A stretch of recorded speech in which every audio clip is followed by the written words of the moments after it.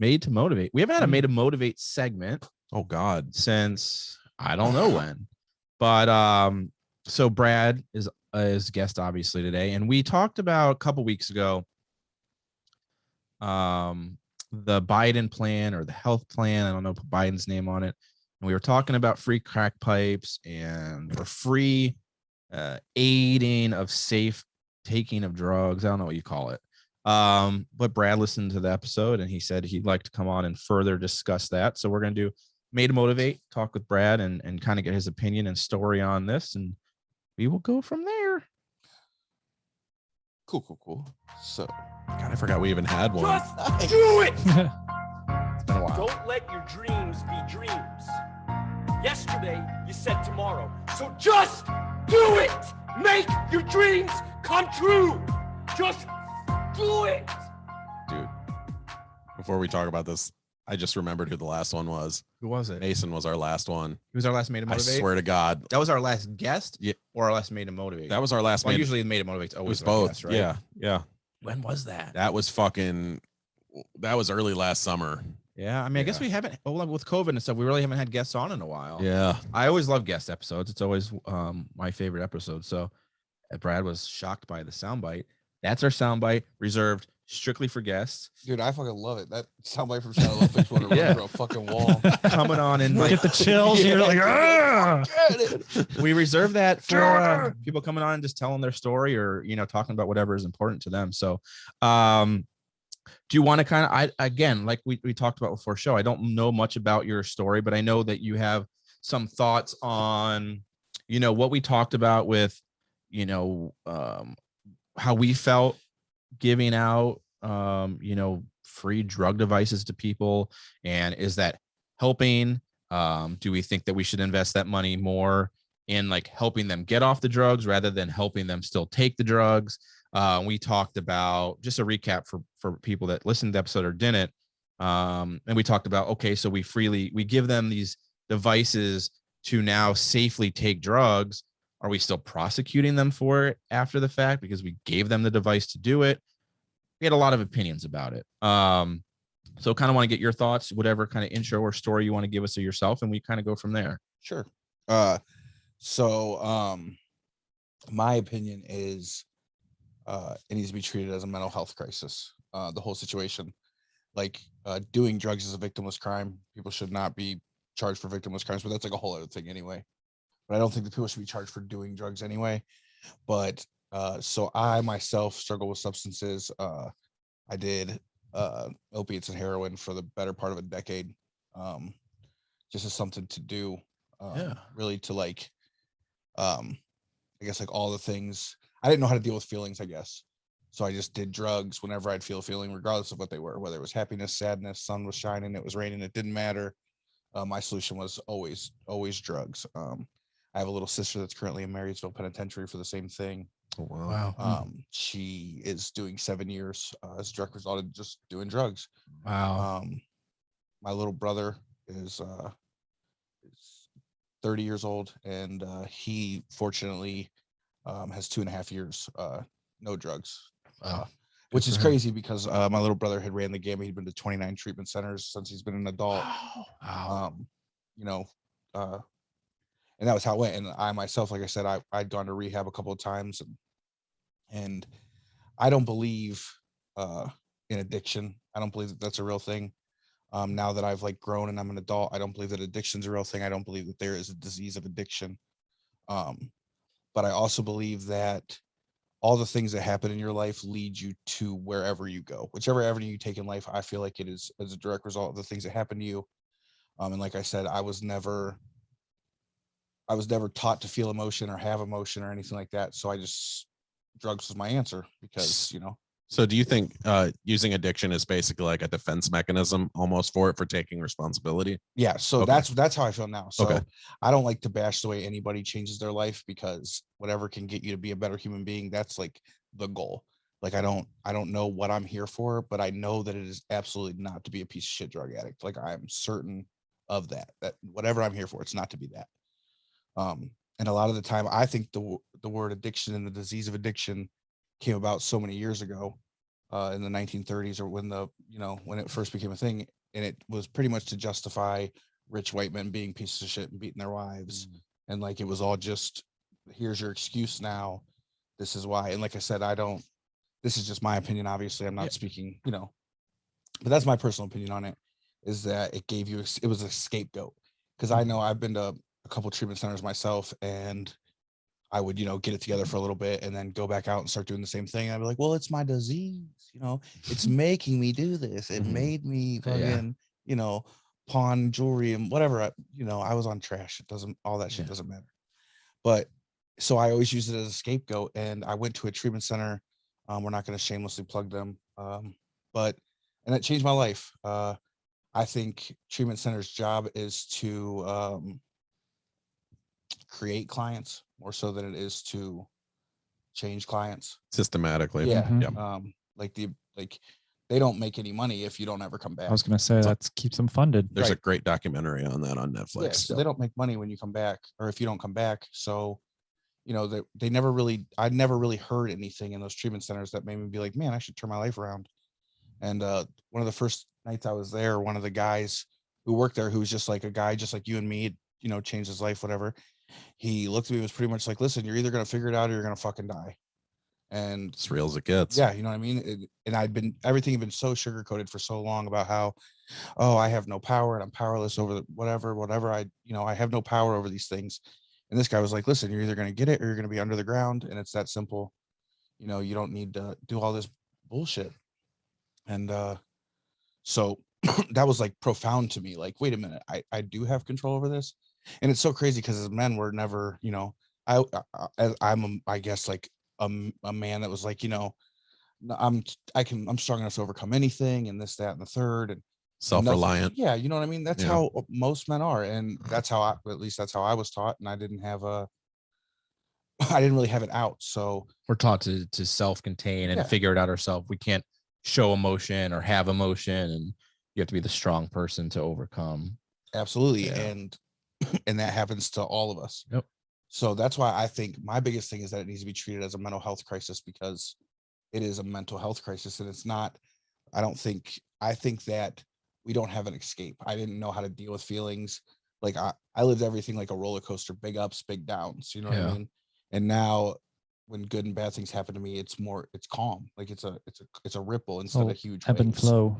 Right. Yeah. Because I didn't know how to deal with emotions. So I myself, and I will preach this to anybody that's willing to listen, is mental health therapy saved my life. And the things that we've been talking about today with like the suicide and the sexual assault allegations and that kind of stuff, that's all things that weigh on mental health that we have no idea about and people don't speak about. Yep. Because there's such a stigma about it. Like as a man, it's be strong, be tough, there's such a stigma about that thing. And Yep. like, what do you mean you're going to see a therapist? And I'm telling you, I went for 2 years and it changed my life. What kind of you. things did you do in that therapy? So a lot of it was just like a one-on-one counseling, so like I would pretty much break down the things that I was feeling or the way that I would act in certain situations.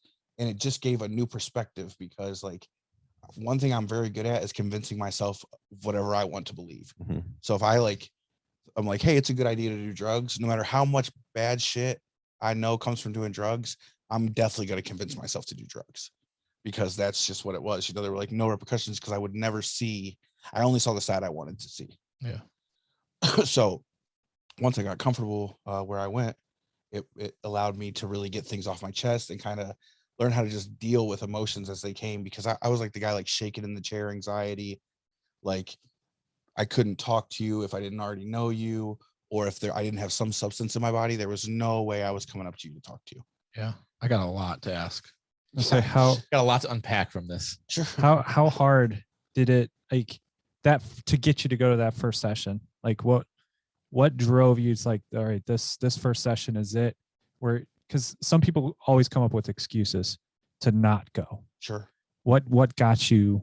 How did you convince yourself to talk to that person and continue going back? So I had like bouts where I'd have a little bit of sober time, or time where I wasn't doing anything. And then this last time was I broke my leg. I remember that. Yeah, I broke my leg, and I'd had some time where I wasn't doing drugs before that, broke my leg. and I was off and running. Like, Right. obviously they're like, here you go. And I was like, perfect. This is great. Obviously I'm not going to tell you I abuse these, but yeah. And then, so my wife now, was like, absolutely not. That's not happening in this house. Get out. I'm taking the money. You're gone. That's not a thing. You're not going to be doing that. So I like was desperate, and I went and moved into a sober living place out in Youngstown, and the dude was just a crook. He took I like went to his house like visibly high, paid him my rent money, and he's like, great, fantastic, you can come. Wow. Yeah, come on in, but I'll take you to dinner. Actually, that's what he did. He took me to dinner. Mhm. And then I realized that it was about the money, so no one was going to help me but me. You know what I mean? I could pay this guy rent and stay here as long as I could manage to pay the rent. Didn't have your best intentions at hand. Mhm. Yeah. So my little brother, at the time I went to a 12-step meeting, and my little brother was there. He's like, man, you're fucking high, and you either tell on yourself and get help, or I'm gonna tell on you. And so my little brother, who I've always been the one to like rescue, like move him down when I lived in North Carolina, moved him down with me, all this stuff. My little brother was like, hey, you need help. And when my little brother said that, like, I'm supposed to be the one that helps you. Yeah. You know what I mean? I'm supposed to be the one that looks out for the little brother. So when little brother helped me, I was like, okay. And I agreed to go. Like I said, I obviously was like in a pretty bad spot. Like the wife was fed up with me. I'd already burned the bridges with everyone else and all that kind of stuff. So I was like desperate enough to actually like, all right, well, I got to try this. And I spent 8 months away from like my wife, my kids, my family, I went to a treatment center for a month, did sober living and mental health therapy to get my life back on track, because I knew that I'm sure that I could swindle my way back into the house after a couple months and tell her everything she wanted to hear and all that stuff would work out. But like, it was just going to be the same cycle, and things were getting worse. And I just wasn't willing to be like, my children are fortunately still young enough to where they don't ever have to know the Brad that I was, you know what I mean? Which is like the big thing. So, yeah, so I did a lot of mental health, but I really think it was just desperation and the fact that like something had to change. I was a 30-year-old man, and I was like, it wasn't cool to party anymore. You know what I mean? Like it wasn't cool anymore. Time to grow up. Yeah, for sure. God, I felt that a few times. Whew. Lots of questions for you. Lots of answers. Because so this is one thing that I've always struggled with understanding and kind of knowing how to. It's not something you can usually talk to a lot of people about. Sure. You know, it's kind of an uncomfortable thing. And obviously you don't have to answer anything you don't want to. But I want to kind of start at the beginning and kind of see where you got to this, because I guess my thing with drugs has always been, what position are you in that you decide to take them? And you kind of hinted at a little bit, but I just kind of want to question it and kind of go through a timeline with you. So you're at a point in your life and you decide, I'm going to start doing drugs today. Mhm. What, I mean, when you're making that conscious decision, you're an educated person. I mean, you're well-spoken. We know each other off here. Like, you're not like uneducated and you don't know any better. I guess you know the repercussions of doing drugs. You know what I'm saying? So I always struggle with when people make that choice, and I don't want this to come off wrong. It's just honestly just curiosity. Cool. Like, I always wonder, like, what makes someone make that conscious choice to do that, knowing like where it goes. So, and with that, I have a side question, because you said addiction is kind of not, I guess made up is kind of what you said. Like, it's not a real thing. Is it more so that, like, I always understood addiction as like the drug itself is addicting, not like addiction is a thing. So when you made that decision that you're going to do whatever drug it was first, you know, the big one that kind of led you down this path, was that a thought for you, like where this leads? Or did, you know, when you made that conscious decision to do it, what's your thought process at that point? Is it even something you think about when you do that, you know? At the end, it definitely was not something I thought about. It was absolutely like, Right. I was in survival mode. Like, it is time to get after it. But so I've always played sports. Yeah. My whole life. Well, sports injuries were the first thing I Mhm. was ever introduced to any opiate at all. And I was like, so like I said, I don't believe in all the addiction stuff, but I Yeah. was never a drinker because my family drank so heavy. There's so many people in my family that were problem drinkers. Yep. So I was like, oh, I'll never be that guy. And I like looked at it differently because like a doctor was prescribing me these. So I'm like, you guys, you know, I'm better than you because my doctor's telling me to take these. Right. So then I got, as I got older And I worked like physically demanding jobs, so I took them for that. And then one day I woke up and didn't have them and felt like shit. Yep. Because I believe in these substances cause physical dependence, whether they Yep. cause Yeah. like that's just undeniable. Like your body Right. goes through changes with you when you don't have them. So I believe in that. But And it's how our environment and our work, as you alluded to, plays into such a handicap. Yeah, and so that's how it started. But when it got to the end, like I said, it's almost like lizard brain, to where like if you'll chew off your own tail to get to water if you have to. Right. So that's how I felt. Like there was only one thing that was happening that day, and nothing else could happen until I got what I needed. So we talked about this last week with Johnson & Johnson was one of them. I don't know if you listened to last week's episode, but we talked about the huge settlement because of the opioid crisis. Yes. And how they are paying a large sum of money because of their part in that. And I believe that that's a true thing. So in that aspect, you became addicted to the way the drug made you feel, and whatever you want to call it, but you knew that when you were on that, it was going to resolve whatever you were going through, whether it was emotionally or physically. It solved the problem. Definitely. Okay, so that makes sense. So you go down that road, that starts you on a path that you probably wouldn't have gone down had you not gotten injured and fell victim to this drug that solved that problem. But you stemmed into other things. Was that just because you didn't have access to the other? How does it progress, I guess, for you at that point? Like what drew you to further that? So I'm probably going to sound like a conspiracy theorist when I say this, but I believe that the opiate epidemic was started and ended intentionally. I know that I have family and friends that were overseas in the Iraq-Afghanistan war, and they were guarding the poppy fields. They weren't guarding the oil fields. Yep. So I don't know. I don't want to go too far down that rabbit hole. But they're the number one exporter of opioids. You know what I mean? I'm just saying it's convenient that happened. If the government didn't want drugs here, they would not be here. Right. But so then all of a sudden, my drug that was pretty easily available, all of a sudden was not available. Got it. But then heroin was so widely available. Right. And it was like cheap and dirty. And compared to like the price of a prescription pill compared to buying this dope from, the guy down the road, it was a drastic difference. And it was just so much more widely available. Yeah. And I Accessibility. you know what I mean? Yeah. I had no idea the road it was going to lead me on, though. Yeah. No clue. It continues to feed that fix, whatever it is, it's solving the problem that you had with the pills that you can no longer get. So what's the next thing I'm going to use to do it? Right. Okay. So your story is probably similar to a lot of people. I mean, there's people that get into hard and heavy drugs for different reasons. Like you mentioned, like we've talked about on the show, suicide or mental illness, which I agree to an extent that it is when you're in those situations and you don't have an out, it's stemming from something else. Like there's a reason that you are choosing to do drugs. I don't think any person just wakes up one day and says, I'm going to do heroin today just for the hell of it. There's something going on in their life. So you, as Dan asked you, you kind of get to that point where you realize, okay, I need to fix this, or I need an out, and you go to the rehab. In that situation, I guess, what is the experience like? Because I'm kind of on board with you.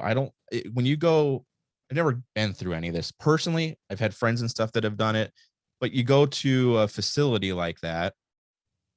I mean, it seems like their main goal or their way of helping you is they're restricting you from using the drug. So you go through your withdrawal period and think you don't need it. You're just putting a pause, though. You're not ending that. You're not ending the cause of the usage, right? The mental fix isn't addressed. Right. You're okay. This person is taking this drug because they're being physically and mentally abused outside or in their life.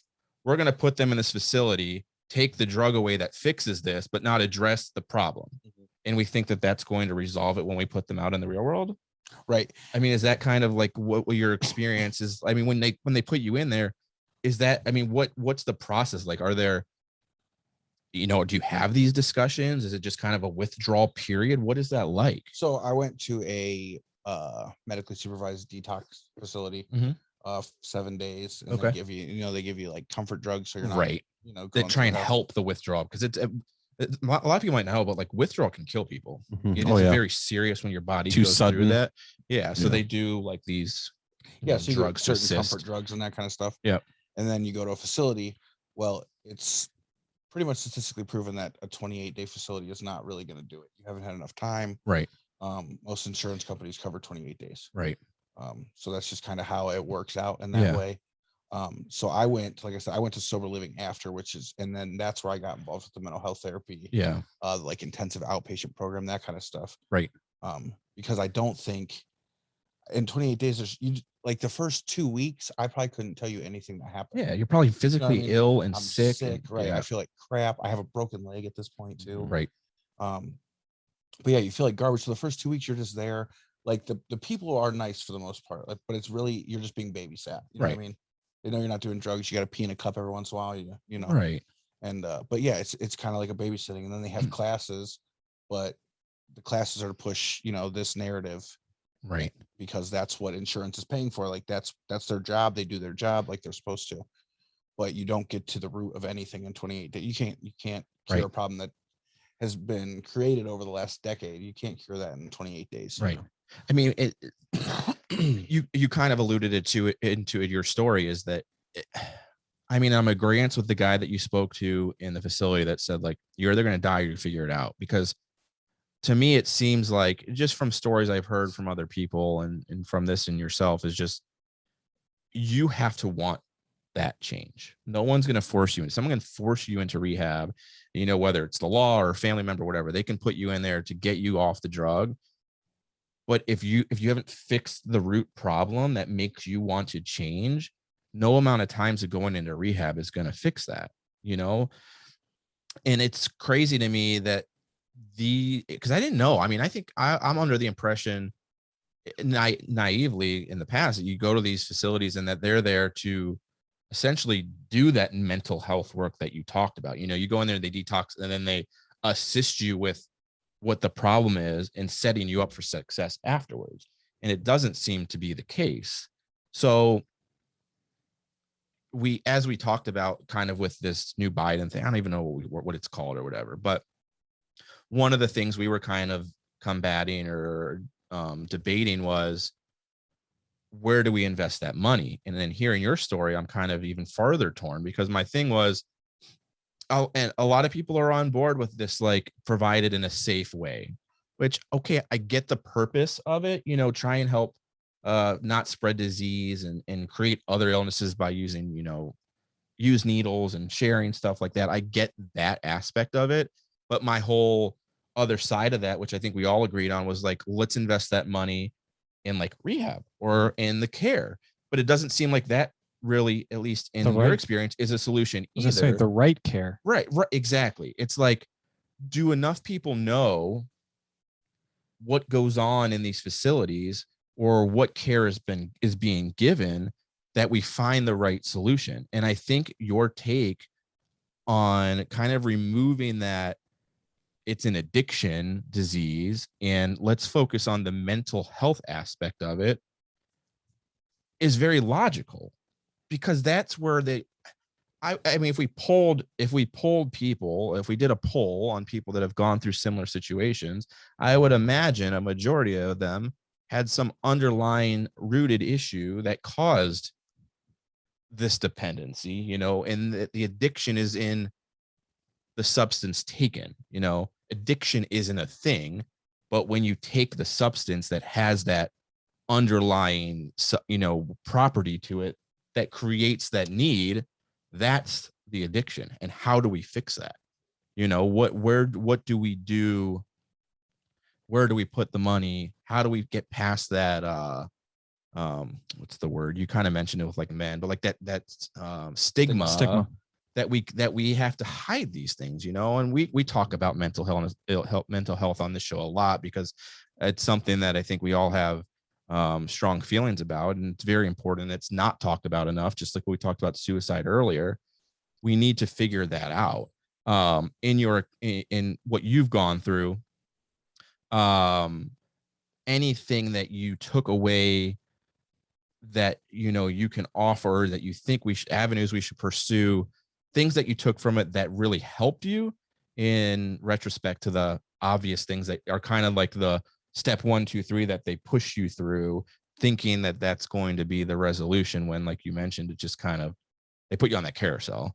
Like they know you're going to come back because it's the money maker. It's like they're not making money unless just like cancer. A lot of these things, like if they solve cancer, where are they going to get all their money? Yeah. There's no reason that we can't figure cancer out at this point. Like, come on. So what are your thoughts kind of on that aspect, or, what do we do to solve that? Or what's your thoughts on that premise? Like the safe drug taking, Akron was going to do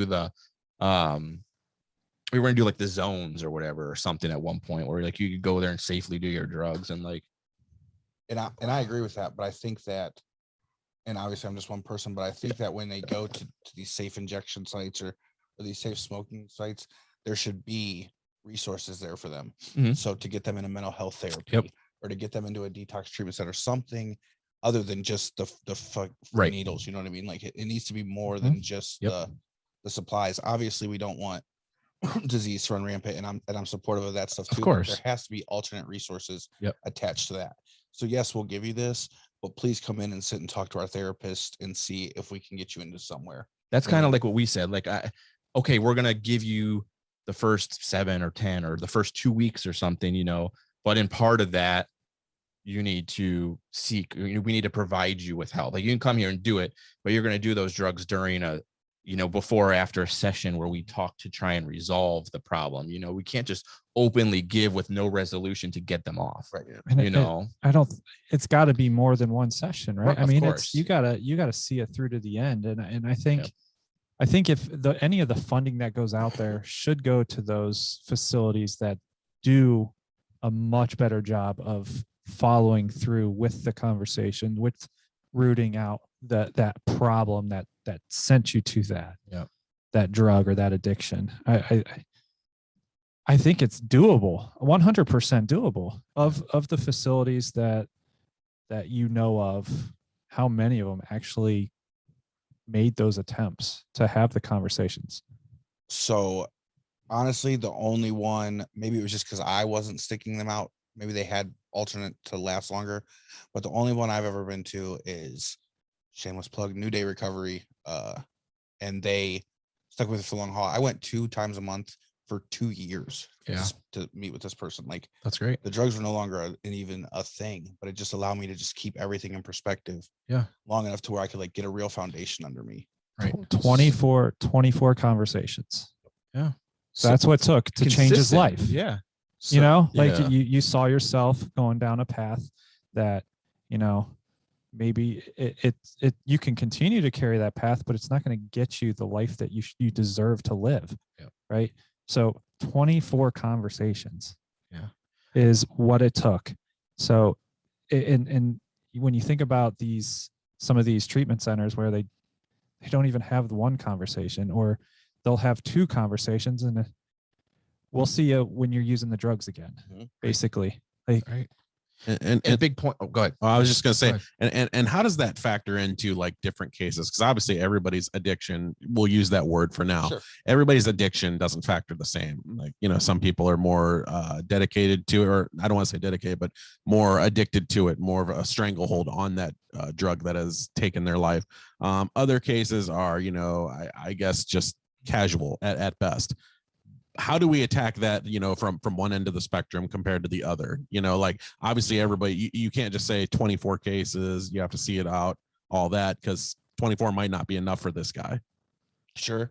And I didn't quit mental health therapy until my therapist decided that we had reached like a point to where our conversations were more just casual conversation, like chatting with buddies, than it was getting to the root of problems.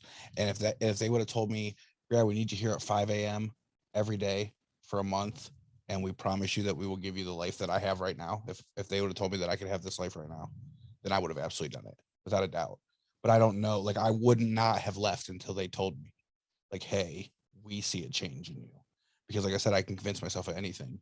So I could have went through 3 and been like, great, this is wonderful. So it's just, people have to have some willingness to change their life. Yeah. But it's 100%. If you don't want to get sober or stop doing drugs, you will not. That's just all there is to it. Like you said, family can force you. I've had the intervention, all that shit. Yep. And surprisingly enough, I kept getting high solely because I just wanted to keep getting high. 2 questions, or 1.2 question, 1.1 question.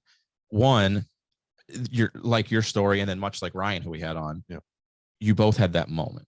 Like, it was your brother, and with him, it was the birth of his daughter, right? Like, you had that point where you're like, there's something worth fighting for at this point. There's something worth making the change to get out of this and move forward with, it broke that cycle. It broke whatever barrier was creating this for you, and people need that. Now, this is something where we talked about it because of the Euphoria episode, and I've been through it personally, and it was very hard to do. And I kind of want your opinion as someone who's gone through it on the other side. But your brother was kind of the one that said you need the help, and you mentioned, unless you did the interventions, people said you got to get better, whatever. But it didn't matter until later on. Your brother intervened, and it was kind of like the spark, So I went through a situation with a really good friend throughout high school and early college who went down a really bad road. He was dabbling in drugs, and it got really bad, and he was into cocaine. And I didn't rat him out, but I was like, this is it. Like, you're going to get the help. I put the friendship on the line to just say, if we don't be friends anymore, but you live to see another day, that's what I'm going to do. You have to, you find that breaking point. Now, as friends and family, I think people struggle with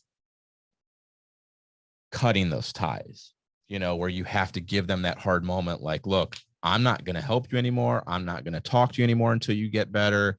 And it's kind of like, does that fix anything? Because, then they just find the other route. Like, what do we, as people that have friends and family that are going through this, and from your point of view, what do those people do? What does that help? Is that the right thing to do? Like, what's your opinion on someone that's battling that with a family member or friend right now, and they need to cut them off? They've tried everything else and it's not working. Does that make it worse, in your opinion? Would that have helped you? Like, if your family and everybody was just like, we're done, we're not taking your phone calls, we're not giving you money, like, or does that just kind of drive you further in, because now you have to find another route, Yeah. So obviously it's like case by case, but yeah. So I guess for me, I didn't really know unconditional love ever in my life. So when like my family would be like, if you don't stop doing those drugs, we're going to cut you off. And I'm like, well, like, I wasn't doing drugs and you cut me off too. Right. So like, I don't, unique your words situation really, to everyone. Yeah. Your words really hold no weight to me. But if my wife, who I know would have gone to the ends of the earth for me, was finally like, you're done, then like I didn't know unconditional love until my wife showed me what that was. That's a lot to lose. So, yeah. You know what I mean? Yeah. I didn't know what that was because I'd never experienced it in my life. So when my family would cut me off, it didn't really, like, I would be like, oh, well, I'll show you. Like, and then I would just keep getting high because your word, it didn't mean anything for people to bail on me because I was so used to it. So it's got to be that, it's got to be sufficient enough. It's got to be that moment. Right. Like, it was your brother. Yeah. Right. Like, I know my brother loves me. You know what I mean? Like, as much as I love my brother, he loves me. Yeah. And we would do anything for each other. And I think, like, if you are a solid friend to somebody, and that they truly value that friendship, like, if you can get out of the fog for just long enough to be like, that person genuinely cares about me and they've always cared about me, not just when it's convenient, then maybe that helps. Because like I said, I didn't really care what my family said because, like, fuck you, I've kind of lived my life without you. Right. So, but it's just one of those things I've just always struggled with, like you see so many people who go through it and go through the loss and see friend after friend after friend who pass away from the same drugs they're doing, but you just still continue to do it. And it's like, and again, like that, as you mentioned, like a mental health thing, like I find it so hard to understand what's going through your mind that you don't make the connection, or that you don't care, that your life doesn't matter enough to you, that like you're going to do the drug and you die from it, whatever. That's one thing I've always battled with, trying to find like what the answer is. What do you do to really help these people in the right way? And I guess at this point, through conversation with you, is just trying to focus on the right resources, and ultimately making them understand or have to see that there's another side to it, that there's a positive outcome if they make that choice. And ultimately that's what it comes down to, making that choice themselves. And that's 100%. If you, like I said, if you're not willing to make that choice, then it's never going to happen. And I think that just insurance in America is way far behind. Like we are just behind in everything A that lot. we allow for this. You know what I mean? Yeah. Like Portugal's proven that it can work to decriminalize drugs and treat it as a mental health issue. But we're like America and like ran by the dollar. So I think that's all kind of behind. Right. And it doesn't help anybody's cause because we can't get the resources we need. And I'm certain that when I first went to the treatment center, I was 21 years old. And at 21 years old, it was like outrageous to think that I had a problem at all. Right. Like I just wanted to stop getting sick when I didn't have the drugs. That's all I wanted. Right. Well, then right now, the way the system is set up and it's a disease and all this kind of stuff, you basically walk in the door and then they tell you that you are going to fail. Right. Like this is going to happen. You're going to relapse. And like, there's so many times you walk into treatment centers and you're in there with people that have been there 5 times, 6 times, whatever it is, because as soon as you walk into these places, you're programmed to believe that you have a disease that you can't overcome unless you do this exact thing right here. And then it doesn't work. So you're a failure. So now you're getting high again. And you're back in like, well, I don't know what happened. Right. Here I am. That is strange because like if your success rate, I'm talking about them, if your success rate was that good, everybody would be doing it. Theoretically. Yep. Like if that were the case, if everybody followed that rule, you'd have no drug addicts, you'd have nobody suffering at this point. Right. That's obviously not the case. Right. So you're So you doing gotta something change. wrong. Yeah. You got to change something. Yeah. I was fortunate. I guess I was fortunate. COVID happened. So right when I decided to get shit together. So there was no going to outside meetings. None of the outside 12-step meetings. Right. So they couldn't push the same narrative. I don't want to I try not to do this. I don't want to talk down because if 12 steps save your life, please God, save your life. But it wasn't for me. So we weren't forced to go to those outside meetings. So it wasn't constantly being pushed on us the same exact alternate route again. And I met up with a guy that was like important, you know, he was a director or something. And he introduced me to just like a different mindset and like approaching it as a mental health problem instead of like a disease that these 12 steps were going to save you from. And he gave it to me like that. And I was like, oh, okay. And it like completely changed my perspective just on that alone. Just that, okay, you're not powerless. You have the ability to change. And that was like enough to spark interest to be like, all right, well, if I really see this through, like, I'm going to give it my all this one time. And if it doesn't work like this, then I'll go die in a fucking gutter because I'm never going to get it. Right. So I got to give it 100% right now. And here I am. And literally, I could not have predicted my life would be where it is today 2 years ago, for sure. It's wild, man. For the better. For sure. Yeah. Oh yeah. It's amazing. Yeah. Whew. It's crazy because crazy, man. You know, beforehand, before Brad even arrived, you and I were talking, Ryan, and basically just kind of reviewing the show, what it was going to be about, what we were going to detail with Brad's interview and all that. And I had told you, I didn't know any of this. I had no idea about this. But as Brad was describing it, and like, I remember that period where right after he had broke his leg, he kind of disappeared for a little while. It was like 60 days or something, like, at least as far as I know. And I recall, like, not to take it back to this insignificant point again, but like, I remember there was a mini golf game that we had you scheduled or something. And I remember Jacob was the one that told me that like, that you weren't going to make it, like wrote me a message or something, didn't get into the details of it. But, you know, I remember, I think you told me later on, but I had suppressed that memory in the back of my head. I don't know why, but like, I think I had seen you so much as the person you are today now that like all of that stuff seemed insignificant to me, at least to me. So I think you're definitely on the right road. And I think it's great that you have attained what you've attained. Yeah. Your war is not one that a lot of people come back from, For sure. Unfortunately, but I think it's great. It's very inspirational to hear this. I'm glad that you came on and talked about it. And it's always great learning something about people that are, you know, pretty close to you, at least for 3 months a year. But you know, it just shows, you know, great character in you to continue the fight and to continue the struggle as hard as it is. You fought for the things that you wanted and you got them in the end. Yeah. My goal is to make sure that no one ever, like, if you meet me in these last 2 years, I don't want for 1 second you to ever think of the person that I was before this. You know what I mean? Like, when I talk to you, obviously I feel like I'm well-spoken and I don't glamorize that lifestyle. I was a bad person and I own it because it was a choice that I made. Just like I own the fact that I chose to change my life. So I try every day. Like my goal is to just be better than I was yesterday. Mhm. And that's the goal. Like I said, I don't know what my purpose is on this earth, but I know it is not to be a piece of shit.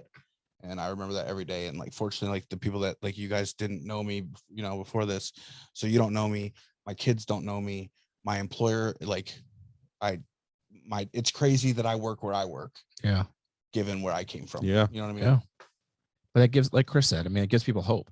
Yeah. As he mentioned before the show, like I when you told me you wanted to come on, I was like, well, cool. We're always open to guests. But when you said, what do you want to come on before? I didn't ask any further because I was like, whatever, that's cool. I would have never known.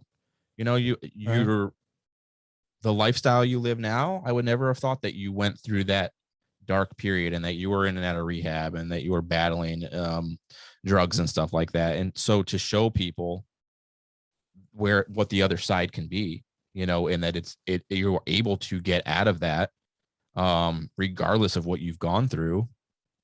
That's a great story. I mean, those are the inspiring things that more people need to hear.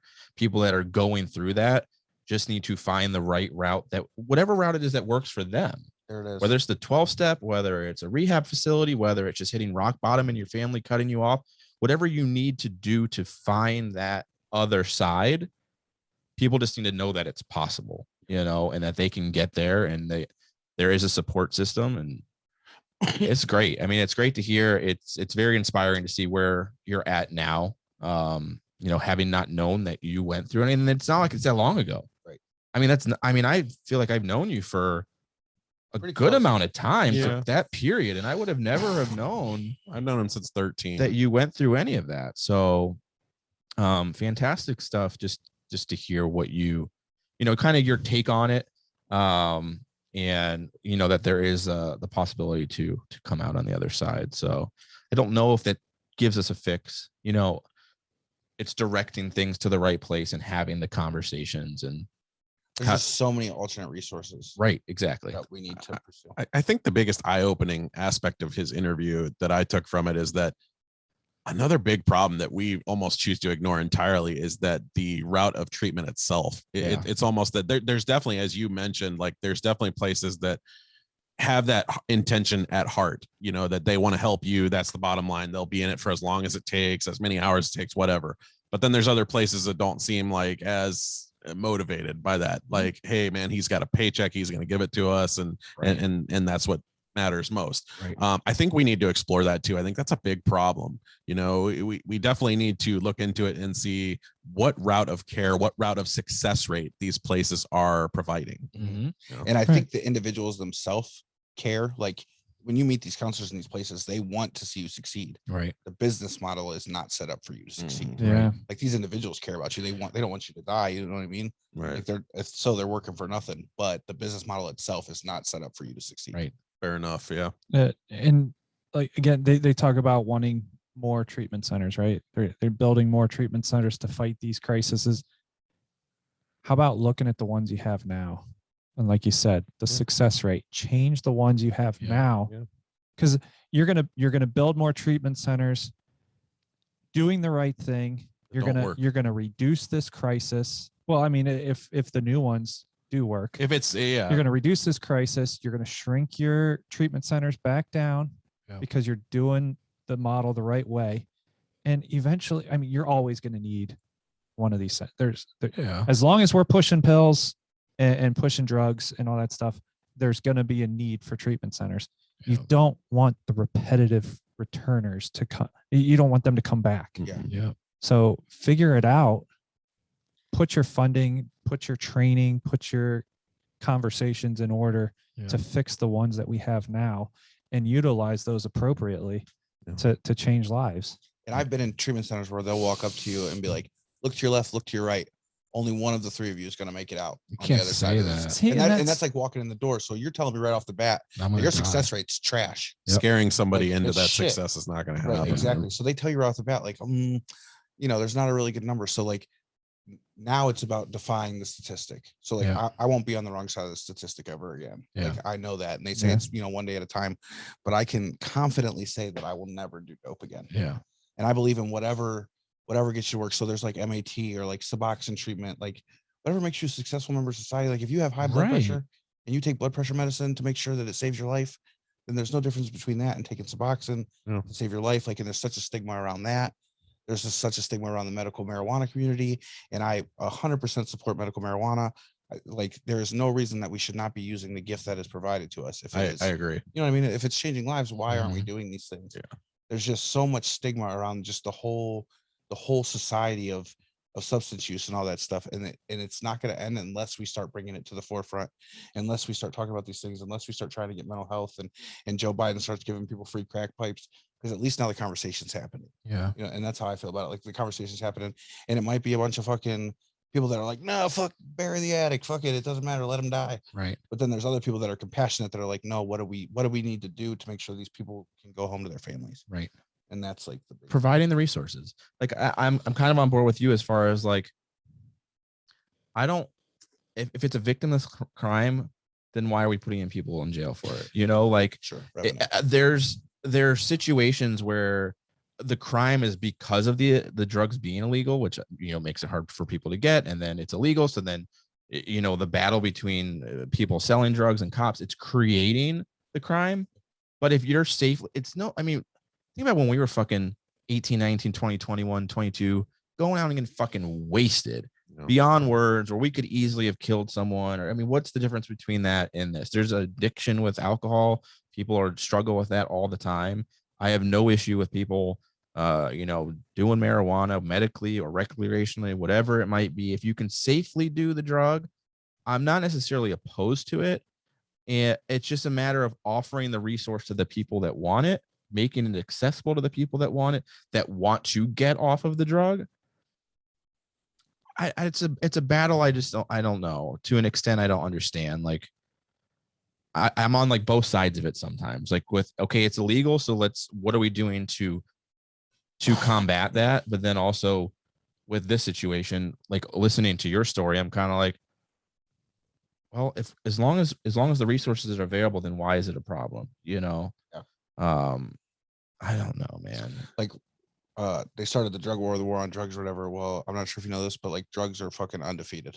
Like, they never lose. You know what I mean? Right. Drugs never lose. But People they find a started way. This war on drugs, and like in the 80s, I know I'm wearing this fucking sweater, but it's honestly, ironically, I just like the sweater. But Reagan started the fucking crack epidemic. Yeah. And like, all they were like was like, just say no. And then like that didn't work, but that was like the only solution they offered, like, just say no. So like, from then we've been doomed, and it just hasn't gotten better because there's so much stigma around the criminal side, because they're like, oh, this guy was carrying this much drugs. And Right. and even if they were to make these safe injection sites to where they supplied the drugs, Right. like, you automatically cut down on overdoses, because you're not going to the guy down the street and getting the stuff that's cut the fuck with fentanyl. Yep. And people, Yeah. I mean, I've been to way more funerals than I've been to weddings. Yep. Yeah, sadly, Yeah, I have you know what too. I mean? Look at It's- Colorado, man. yeah. Look at when that was one of the first states that legalized it, right? Yep. It was clean. You get it from the government. You know, it's not cut with stuff. They had a shit ton of tax revenue that they put back into the community, back into the state, and created a positive from it. Same thing with any drug. The deadly parts are the things that they're putting in the drugs to make more money. Mhm. So if you create a clean substance or make it more available, you eliminate part of that problem. Like, I don't know. And I think if we were to get regulated, if drugs were regulated, then like, when you go to pick up weed from your guy or whatever, Yeah. like, your weed guy's not going to also have crack, meth, and heroin. You know what I mean? Right. It's just you're going to get your weed. Right. Like, I know that when I was going to get weed, when it was illegal or whatever, you'd go meet a guy, you know, wherever you met him, and then he'd always have something else. So that's how, you know, you'd find something else. Yeah. And they talk about the gateway. Yeah, or I whatever. I was just about to say that. Right, Yeah. yeah, it's not a gateway. It's just, well, It's I the have next- to go get it like a shitty part of town. And Right. Yeah. I think the drugs are illegal because we choose to make them illegal because it's money transferring that's not making the government money. Yep. You know, like, there's plenty of prescription drugs that we offer that are still giving people a high. We put people on fucking antidepressants and shit to make them feel good because they're a mental health issue. Right. Well, people are seeking a different type of drug to combat the same exact thing, make it a clean and available substance, and eliminate that from the problem. You know, like, there's just too much. well, the government has their hands in the things that they want to have their hands in, and Cookie jar. Yeah. there's too much greed and stuff involved that And we don't. There's Like- too many boomers left too. Boomers. Like- Well, dude, when we were in school, I don't even know if they teach it anymore, because I guess I could probably ask Jesse, but is DARE still a thing? because I'm like, DARE was the big thing when we were in school, and they made it seem like you were going to be offered drugs all the time. You used to be walking down the street and someone was going to be like, hey, you want some drugs? That doesn't happen. People that are on drugs are seeking them out because it's something that they feel that they need. You know, yeah, there's like areas that are very high into drugs, and it's probably, if you look at what's going around that area, there's probably a reason for it. It's in low income areas most of the time. It's people that are struggling with other things, so that's what they look to. Imagine that. But you're not just like, it's not just out there on the street corner like, hey man, you want to buy some dope? Like, right. I've never been asked voluntarily if I wanted to buy drugs from someone. Oh. Unless you're looking for it, it's not happening. So let's restructure. Let's as with so much of the stuff that goes on in this world that we have issues with, we're so stuck in the past. You know, we haven't evolved. We still want to be a part of when the world was ruled by just fucking greedy white men who beat their wives and they were just there to fucking entertain them. That we haven't moved forward, you know, and we haven't come to terms with the way that our lives are lived now. And it would make such a difference if we just, you know, changed our ways, I guess. Like you said, even with the DARE program, like, or like health class in school, like, they're like, hey, there's this drug called cocaine and it gives you a bunch of energy, man, and you're gonna want to fucking party, dude. Right, dude. And then you're like, yeah, just say no to drugs. And right. You're like, but dude, my health teacher was like, I'm gonna fucking party. I don't know. It sounded pretty good to me. Sounded That's like fucking awesome. Well, that was like that first season of Euphoria. Was they glamorized? That's what we were talking. Yeah. Yep. They glamorized. That was my first issue with the show initially. Yeah, me too. And then completely flipped that on that second season. Yep. It became, and that was like one of our favorite things, was seeing how true and how much reality that episode had, and how they really turned that on its head and showed the dark nature of it, reality of it. And people need to see that, and as hope of a deterrent from doing it. But then also, let's make sure that we're investing in the fix and not just, we're going to, you know, dumb you off this just to put you back in the same situation. And I think that's like the big, for me, that seems like the biggest takeaway, just because I didn't know that part of the rehab, you know, that they're not fixing the problem. They're just removing it temporarily and then putting you back in the same situation you were previously in to do the same thing over again. Right. Like, let's get to the root of the problem and discuss it and fix that. And I think what some places probably struggle with is not everybody's the same. Right. Absolutely. Every story is different.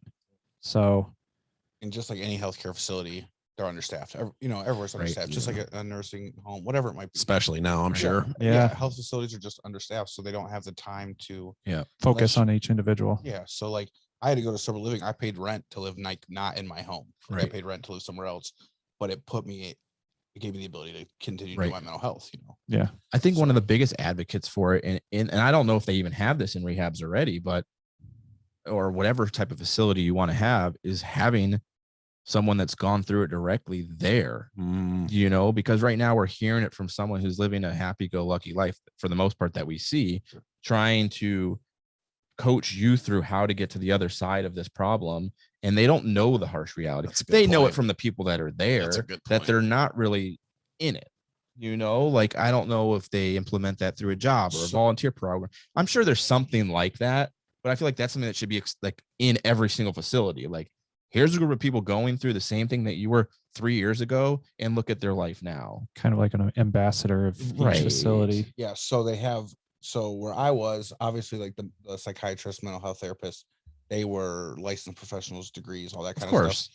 Well, they had like chemical dependency counselors, something like that. Right. And a lot of them had been through it. Right. Which I think that's important. You know, they had gone through treatment, but they had gone through the, 12 steps are what are preached in treatment centers. Right. So like, that's the only solution they have. And if you continue to tell me a solution that I don't believe in, then you can tell me till you're blue in the face, but I don't believe in it.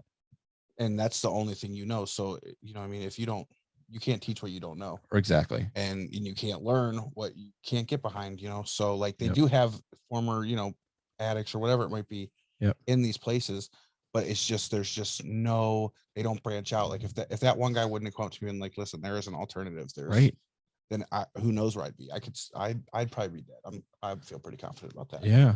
But yeah, it has to be someone like you can relate to, like, you know, someone that's not preaching to you, but just kind of letting you know the experience that they had and finding that connection that you want to trust and believe what they're saying. It's all the right You notes. know? Nothing sounds like a propaganda slogan. Exactly. And I still go to treatment centers and speak. I'll come in and kind of tell That's my awesome. story, let them know that. That's kind of great. thing. And there's places that some of them, like there's certain places that I've been that are super cool about it. Yeah. But there's other places that are like, you don't do the 12 steps. That's not really, And it shouldn't matter. and it shouldn't matter. It should because, like not I said, matter. Whatever way to get you to change your life, Yep. stop stealing people's purses, whatever your trash you're doing, that's what you should do. And that's why, but I'm only one person. So if I go around and I'm like, okay, this is what did it for me, I hope it works for you. Right. Let me help you how I can.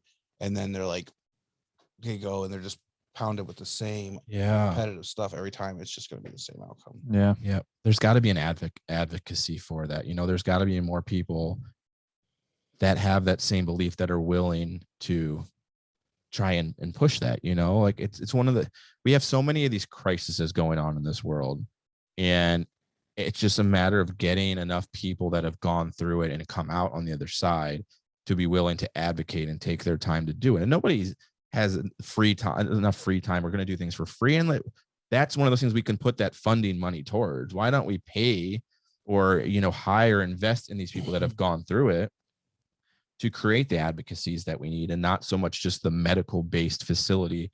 That's just the cut and dry thing, cookie cutter that we go through for everything that doesn't work. And opening our eyes to the other options, like you said, that are there, whatever gets you to point B, that's the resolution. Let's look to open our eyes to that and explore those options. Absolutely. I couldn't. Instead of shocking people with negativity, maybe pursue them with the positivity of somebody who echoes those same things that you're echoing, Yep. It's there's got to be resources for that. Like it's not rocket science, like why are we so apt to push those sorts of things away? Like for that person to turn you away because you don't do that. Like if you truly cared about the recovery of the people here, it was successful for you. Right. You're no longer an addict. Yeah. You would think you'd be willing to listen to that. Those are the problems that we face, that we just have to continue these conversations. And that's why I'm thrilled that you came on and talked about it, because it's all eye-opening, and it's great things to hear. So hopefully, much like Ryan's still our number one listened to episode, this strikes a nerve in people and they listen to it and they take something from it and it makes a change in someone's life. If this episode can help one person get over addiction, that's a win to me. I agree. So That's why, or at least I just want to change the conversation for one person, even if it doesn't say, I just want to change the conversation to where they're like, oh, well, if this guy did it, there's an alternate option. You know what I mean? Yep. I probably shouldn't be teaching anybody anything, but I can tell you that people much smarter than me saved my life. Yep. And it worked. It worked. Here's the thing. There's other options available that work, and just know they're available. That's all it is. Absolutely. Find that out, find that solution for you, and just know it's worth it, and more focus on mental health, advocacy, and talking about it, and just knowing that it's okay. It's okay to not be okay. So great segment. Much appreciated. Yeah. Thank you for coming on. As Chris alluded to earlier, I much appreciate it. appreciate you being here and telling your story. And you're okay with us obviously sharing about, I want to make like a thing I want people to know about this segment. Sure. So I want to make sure I share that we talked about this, and that people listen to this and have the availability to hear the hope that there is. So I know this is the most listened to podcast. So I'd already discussed it with my employer. And okay, that kind very of stuff, good. Hey, I'm going to be on, and good to know. They would have found it. So it's a good thing that you put it out there. Most listened to. He said it himself. Hear it, right. Yeah. Says it every episode. Gotta let people know. You gotta remind them. Gotta let the people know what they're getting into. It would definitely get back to Dude, them. I'll tell you what, when that episode finally comes out, man.